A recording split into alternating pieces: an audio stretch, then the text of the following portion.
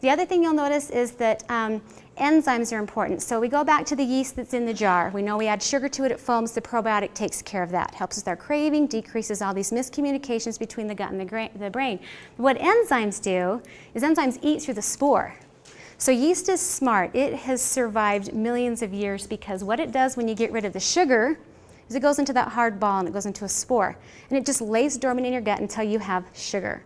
So when you go on the sugar-free diet, you haven't had sugar for months and you're doing great and you have that one bite of cookie and all of a sudden it's a downhill slide, you just can't get enough sugar, you just want all the sugar you can get. Well, the spores are now opened and they're foaming and now your body's wanting sugar. So enzymes are important and enzymes are cheap. Yeah. It is, I know. But the enzymes themselves are cheap and they're easy, and when you look for an enzyme, you're looking for any word that ends with the letters ASE, cellulase, amylase, lipase. And the ASE on the end tells you it's digesting whatever word's in front of it, right? Cellulase, amylase, lipase, you know, it's just digesting those things. And the more of these products that you can find that have the most types of probiotic in them and into the billions of count, the better. So when you look for a probiotic, you're going to look for one that has maybe, I don't know, 4, 5, 6, 7 different times of lactobacilli. That's what you want. And then you want the count to say millions or billions because it means there's a lot of that in there and that's going to help your gut. Probiotics are safe. They're not going to be harmful. They're not addicting and they don't destroy the bowel in any way. They're very, very great and they're actually in very healthy food. If we ate healthy food more often, we would be getting them naturally. Enzymes also are very safe. I would initially start taking one every morning and then 2 at bedtime, kind of do these opposite of each other. And you'll see that you're kind of doing them on an empty stomach in the morning and then kind of on an empty stomach at night. I like 2 enzymes at bedtime before you go to bed because remember, you're going to have a 12-hour fast. You can have these enzymes in the gut working on these yeast spores for 12 hours with no food in the way.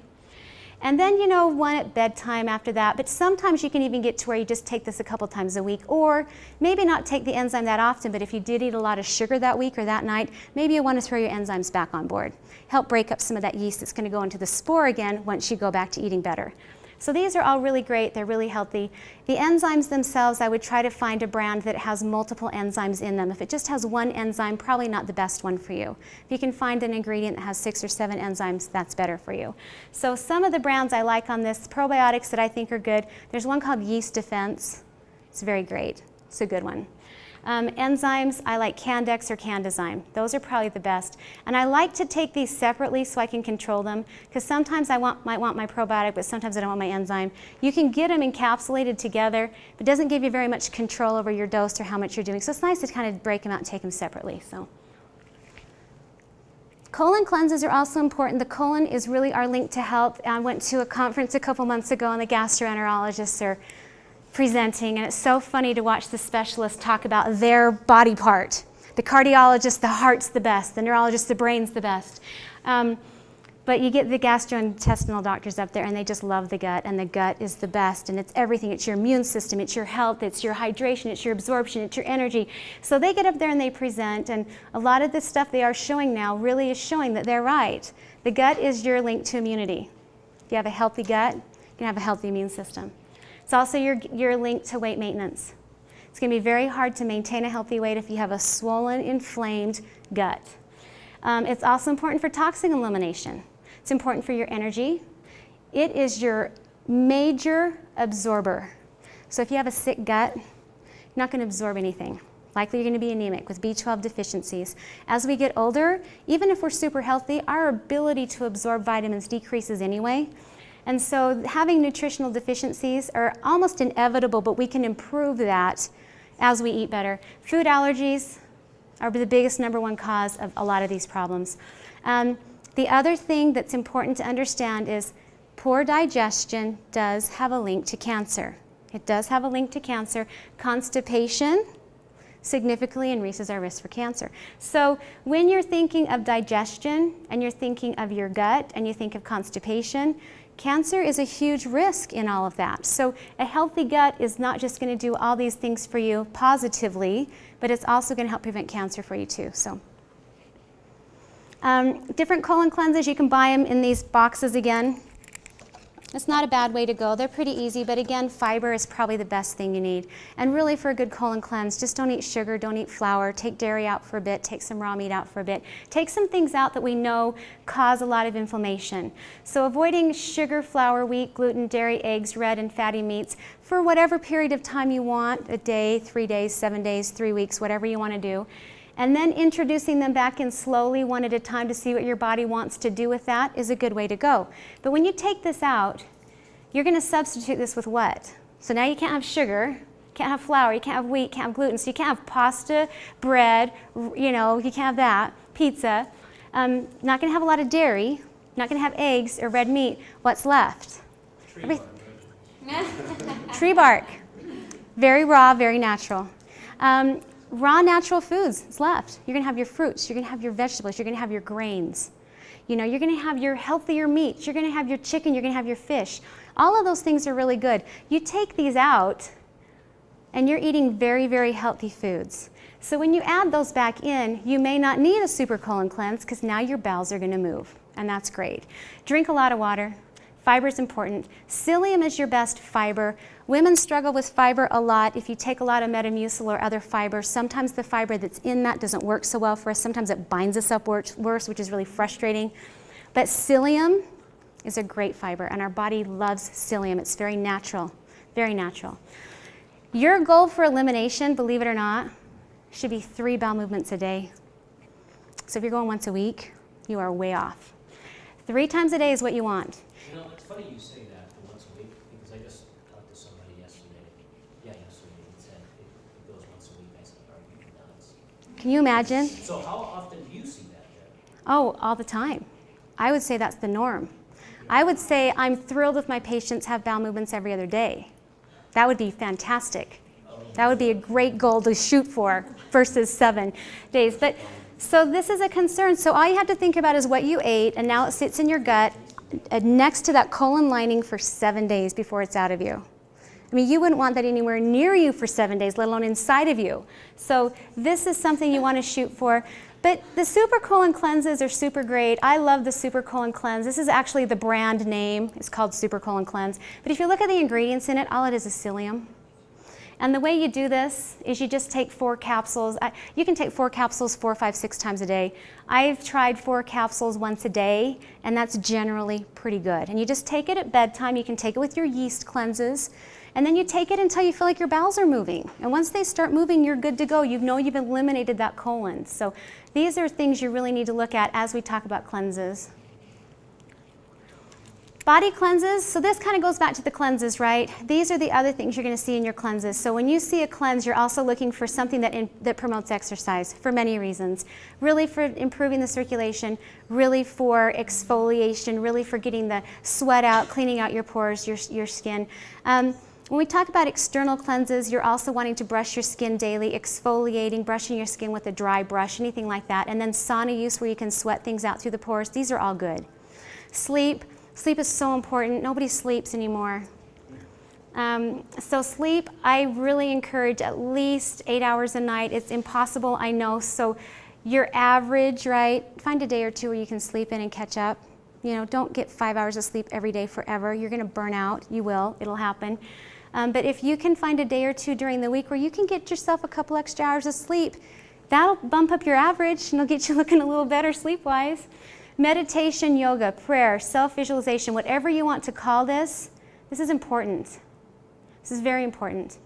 We are all spiritual beings. I know a lot of us in this room agree with that. And whatever you think is spirituality, our spirits need calm. We need something. And whatever form you find calm is great. If it's your morning prayers, if it's your yoga, if it's stretching, if it's meditation, if it's you just sitting with yourself in quiet and picturing yourself in a positive way. I'm a runner, and in high school we used to joke all the time about PMA, and we'd call it positive mental attitude, and we'd all be like, gotta be positive, race is gonna be hard, you gotta be positive. If you didn't have a positive mental attitude, and if you didn't picture yourself doing well, you probably weren't gonna do well, right? So same thing in life, picture yourself having success on the cleanse, picture yourself getting rid of the toxins, picture yourself healthier, picture yourself moving and breathing. See yourself as a healthy person. Be grateful for the things in your life. Be grateful for everything, even if it's the fact that, you know, you've got a soft pillow or a warm bed, or find something to be grateful for. Be grateful for your health. It's supposed to be health, it's supposed to be an L there. And then gratitude lists are important. I have a lot of friends who do gratitude journals. You know, journal writing's hard for a lot of people, you know, writing down your history, writing down your feelings, but I think gratitude lists are fun because at the end of the day you can write down what were you grateful for that day, and someday the list is long and sometimes it's really short. But either way, it forces you to think in a positive way, and the more positive you can go, the better off you're going to be. You also want to challenge your brain. Anytime you can break up your routine and force your brain to do something different, makes everything work better. So expressing creativity is great. Trying something new, changing your routine. And then a weekly deep tissue massage is so important. The lymph system needs to drain. You've got to drain the lymphs out. If you don't drain the lymphs out, I mean, they catch all these toxins in the blood, they sweep it out. And then the lymph system's important. Also, I believe strongly in the power of touch. Gosh, years ago, like 20 years ago in nursing school, they used to have these big classes on the power of touch and how touch is healing. And hospice nurses use this a lot. Just holding someone's hand when they're in pain. Just that power of transferring energy for you to someone else. Power of touch is important. So however you get that touch is important, and massages are another way to get that power of touch, which is great. Self-actualization, I think, is really important. I think you can't go into a cleanse with a negative attitude. I think you have to go into it knowing what you want out of it, how you want to feel. Meditation's great, and I think the important thing with meditation is you just have to understand that the goal of meditation is no goal. So no goal. Simply be present. Just sit there, be quiet. Don't do anything. There's no goal, just be. So if you can be present with yourself and start by basically doing it for 2 to 3 minutes and increase this over time, that's important. If simply all you can do is focus on your breathing, that's fine. And if you find your brain racing and going off, try to recenter yourself and focus on breathing. And try to increase the minutes that you do this, you know, every day. I think that's very important. It's also good for the adrenal gland, and inevitably your body will start thinking. So there's a type of meditation called mindful meditation, and I thought this was pretty interesting because what you want to do in mindful meditation is you want to recognize your thoughts as they come in and out of your mind, but you don't want to judge. You don't want those thoughts, you don't want to judge those thoughts. What does that mean? How do I interpret that? How do I feel about that? Don't judge the thought. It's a thought, it passes, move on to your next thought. If you can do mindful meditation and keep an eye on your thoughts, what you'll notice that eventually inner balance will kind of override the body's ability to want to drift to good and to bad, because inevitably as people we want to categorize everything. What's the category? Was it good? Was it bad? Was it harmful? Was it helpful? Was it pleasant? Was it unpleasant? And so as we start getting these thoughts, we try not to categorize them, we'll kind of get to the inner balance where we just believe, well, this is, it is, it's just what it is. And that's very helpful for the body. The benefits of self-actualization or self-awareness or whatever you want to call this are huge. There's definitely a positive effect on the brain and the immune system. And the little adrenal gland that I just love to talk about, the adrenal gland is your stress gland, but it's also your happy gland. And if you can be nice to it, and if you can be good to it, and if you can tell yourself good things, it will actually force your body to release good hormones and heal that adrenal gland and bring your stress levels down. It's really hard to be happy and stressed at the same time. It's almost impossible. And so if you can find the benefits and the positive effects of doing these kinds of things, these are the things you're going to see happen. And you'll notice this. Your blood pressure will lower, your circulation will improve, your heart rate will decrease, you'll have less perspiration, you'll have a slower respiratory rate, less anxiety, more calm and peace within, lower cortisol levels, back to the adrenal gland here, increased feelings of well-being, less stress, and a much deeper relaxation, which I just like to call a sense of calm. So when I went through a lot of the cleanses, I wanted to try to present some cleanses to you guys, and you know, they were all pretty simple. You know, you fast, and then you have fruits and vegetables, and you avoid these things, and you exercise, and you know, it kind of goes through that, and pick your days, how long you want to do it. But Dr. Christopher has actually got some pretty interesting ideas, and I thought this would be a fun one to present to you. Dr. Christopher has an herb shop down in Springville. I don't know if you guys have heard of him or not, but he's a big herbalist, and he's a big naturopath, and he has some really, really good education in this area, and he practices a lot of this stuff. But he actually has a theory that mucus is a sign of inflammation.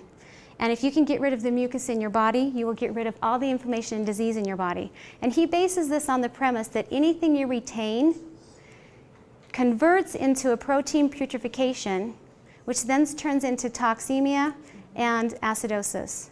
And so based on this, any mucus in the system, he believes, turns into polyps and cancers and inflammations and stuff like that.